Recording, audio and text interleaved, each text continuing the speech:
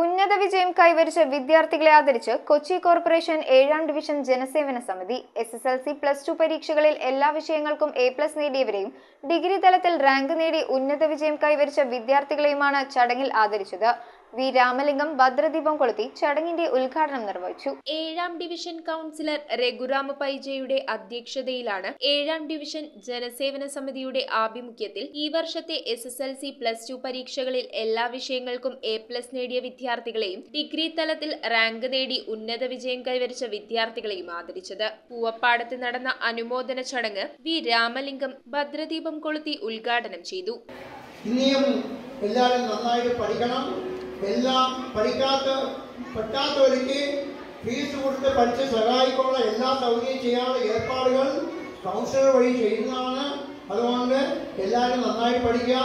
Manu Prasad, M. Mallya, Kochi Tirumala Devaswom president Avinash P. Kamath, ഡിവിഷന്റെ advisory board അംഗങ്ങളായ Shivakumar Agarwal, Bharat N. ഗോന, Mahesh Joshi, Shailesh Joshi, Dharmesh നാഗ്റ്റ എന്നിവർ ആശംസകൾ അർപ്പിച്ച് സംസാരിച്ചു. ഇനിയുള്ള വിദ്യാഭ്യാസത്തിന്റെ ആ കാലഘട്ടത്തിൽ മറ്റുള്ള വിദ്യാർത്ഥികൾക്ക് പ്രചോദനമാകുന്ന തരത്തിൽ സ്ഥിരതയുള്ള പരിപാടി മാറണം എന്നുള്ള ഉദ്ദേശത്തിലാണ് ഇത്തരത്തിൽ അവരുടെ അധ്വാന ഫലമായി വിജയം കൈവരിച്ച കുട്ടികൾക്ക് അനുമോദനം. തുടർന്ന് ഉന്നത വിജയം കൈവരിച്ച ഡിവിഷനിലെ വിദ്യാർത്ഥികൾക്ക് പണ്ഡിറ്റ് ദീനദയാൽ ഉപാധ്യായ പുരസ്കാരം നൽകി അനുമോദിച്ചു. News bureau, Kochi.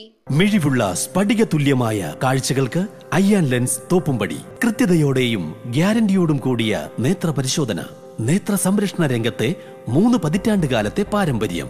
അയ്യാൻ ലെൻസ്, കണ്ണുകൾക്ക് തുണയായി എന്നും നിങ്ങളോടൊപ്പം.